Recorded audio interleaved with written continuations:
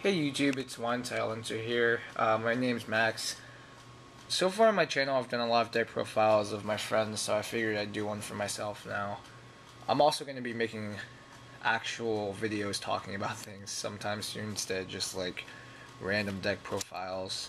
I'll probably do one about how to not piss other Yu-Gi-Oh players off, because there's a Duelist Balance thread where everyone is just saying everything that other people do that makes them mad, so maybe that'll help people help people get along. Anyway, I've been playing Chaos Dragons for a long time, but I decided to switch it up because my friend Nick actually bought me most of the Inzektor deck, because I don't know, but he's a good friend and I definitely appreciate it. His name's Mr. Arab Money on YouTube, and he's gonna be making videos soon, so let's just get to it. Also, fish and swaps. Dan, I know you need these. If you're watching, I have them for you for free. I was also watching that 70s show, if you can tell from that, but I just randomly decided, hey, let's do my deck profile. Anyway, let's get started. Triple Tour Guide and the Sangan. You guys know why it's in there, so I'm not going to explain. Double Effect Veiler. Pretty much good against every deck, except for like maybe Hero and Dark Worlds. And even with Dark Worlds, you can still hit like the Tour Guide and the Raven, and then Heroes you usually just beat anyway, unless they get Scourging up, but then you just MST it because you run 3. Anyway, Triple Hornet, Triple Dragonfly, Triple Centipede. Those cards are pretty good, I'd say so. They allow you to do things. And 1 Giga-Mantis, because it lets you OTK sometimes, and you also get sick combos off of it, of course. 1 Hopper, 2 Ladybug. I always think it's funny when people at locals like don't know what these cards do, because I mean obviously they're good, so you can. I mean this card is obviously better than this one, and although this one you can just beat things down with it. Ladybug lets you go into your rank 5s. So it's pretty sweet. It lets you go into like a first turn. If you open like Dragonfly, it lets you go into like a first turn Tiras, and then you can also search for Hornet off the Centipede before you are done, or another Dragonfly. Those cards are good. And then 20th card's Gorz. And it's also like really funny when people don't play around Gorz. Like there was a kid at my locals who, when he attacked with his higher first into open field, I was like, why didn't you tackle it high? And he just says, because I felt like it. And then his opponent just dropped Gorz on him. So I like it when people get punished for misplays and they don't want to admit to them. Spells. Double Sword. I don't run Duality because I cut Duality for, I cut both of them for, one for a Ladybug and one for a 3rd Threatening Roar. I understand the inconsistency issues with these, but, they're just, they can be crazy. They can let you go into so many OTK combos or just open up tons of options. I know that they can just clump in your hand and you can draw them at bad times, but whatever. Triple MST because your plays have to go through. It sucks when they like Phoenix Chain your Dragonfly or something random.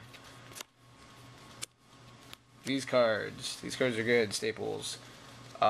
Book's really good, and I hate it when people say that it's bad. Those people don't know what they're talking about. Traps. That's 9 spells, by the way. 9 spells, 20 monsters, 11 traps. Warning, Judgment. Those cards are good. This card is the nuts. Threatening Roar. I mean, I got the idea off Billy Break, but, you know. This card is just crazy because if you have, like, a Centipede up and you have this set and you already have, like, a Hornet equipped or something, you can just like go off on them next turn, and if you just protect the Centipede for a turn, because then you just search the Dragonfly, and then you just pretty much a lot of times you can OTK. I also like against dragons when they want to swarm you and try to kill you in one turn, and you just flip this and just pop their field off. It's a pretty good feeling. Double Torrential because it's good. Double Bottomless because it's also good. I wish my stuff was more hollowed out, but 40th card's Call the Haunted.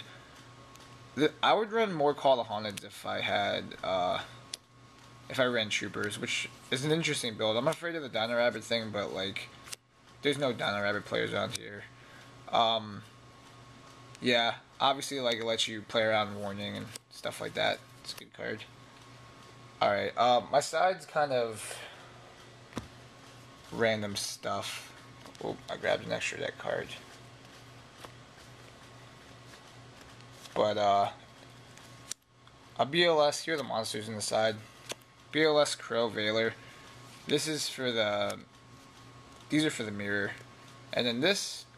I don't know, if I'm going to side in the third Veiler, and then plus you can always go into Giga-Brilliant when you have all your level 3s, I feel like this is an okay side card. Like, I know it's kind of weird not running it mained, but this is like dead a lot when you main it. I don't know. It's just what I was feeling. 1 dust. I tried to do like 2 dusts, but it's hard to fit like double dust tornado in. You can do it, and like obviously you want to do it against like certain decks like TG Stun or something, but 1's been working for me. This card's really good in the mirror and against things like Dark Worlds.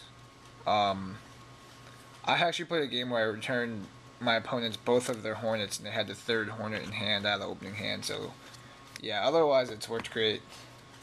D-Prison and Mirror Force. I was running 2 D-Prisons, but I figured if I'm gonna run D-Prison, I might as well run Mirror Force, because this, and I don't understand why people like don't play this anymore, because it's not like we're playing in the plant format where you're gonna run tons of Sangans and Tengu. Well, like Sangan, but like Tengu doesn't really happen. Mind Control. It's really good in the mirror. It's like really good in the mirror, and it can also kind of work in against windups when they like leave stuff out. Double D Fissure. This card rapes Dark Worlds. They can't do much to it unless they MST it, and if they don't have that, then they pretty much can't win. This card's great against a lot of decks, actually. Against dragons, especially, and also like in the local scene where like a lot of players you play might not have like bounds or stuff like that, so they just can't like attack with their like pulsars or red M's. 1 Soul Taker. I was running 2, but like I said, it's more geared towards like locals, and there aren't really that many dragon players or hero players. And a Chalice and a Lance. I've been thinking about changing just to 2 Lances, because Phoenix Chain is pretty popular just because of the fact that it's been reprinted. So like and it's just really annoying, so you can play Lance to get around it. Chalice is pretty sweet though. And then here's the extra 1 Armory Arm. It combos well with the side of BLS, but you know, sometimes this can just win you the game if you make it with the Veiler and equip it. Double Leviathan Dragon. Yeah. 1 Leviair. I want to run a second Leviair. I don't have another one, but just because it sucks, like, if your Hornet gets, like, Chain Disappearance or something, if your Dragonfly gets Chain Disappearance and you, like, want to bring one back and then this gets Bottomless, like, that's kind of crappy, but it hasn't happened to me yet, but I just know it will someday. Giga-Brilliant, this is the kill card, obviously. It's also a light for BLS. Acid Golem. Card's really good. Tempo, another card that's really, really, really good. I don't really get to make it that much, or like want to make it that much, but it's always there. 1 Grenosaurus, because it just takes up space. I don't have Zen means. Yeah, it's pretty sad to say, but I had one and I sold it, and I just haven't got another one. 1 Utopia. I don't know. Maybe if I like. I was thinking about just running 5-headed over this and putting on top of my extra decks. People will think I'm running Chaos Dragons, but if I Mind Control level 4, I have 1 Hopper, I guess. That could happen. An Exit Stag, that's not mine. This card's really good, though. I gotta return this to you, Nick. Double Tiras. I don't know why I run 2, because you're not gonna probably make more than 1, but this card is the nuts, and it's really good in the mirror. And it's really good first turn. Just because I have it, it's a rank 5. I don't have Adrius, but I really don't think I'd ever make it that often.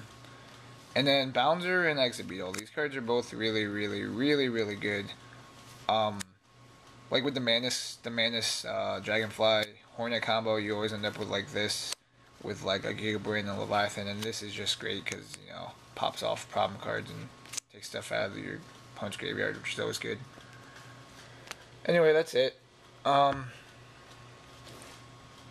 It's been a pretty fun deck to play. Like, it's really annoying playing like stun decks at just like set 5, but I've been able to beat most of them just because you just keep exhausting your resources, and after they get rid of all their stuns, they usually just can't fight back. Overall, I really like, if I was playing in a more competitive meta, I really don't know if I'd play like Inzektors just because they're really easily stopped, and Dino Rabbit's just a terrible matchup, but it's a fun deck to play, and the format's pretty much over. Probably should get rid of these Hornets anyway, because they're definitely gonna, Inzektors are definitely getting hit in some way. So anyway, that's it. Thanks for watching. Bye guys.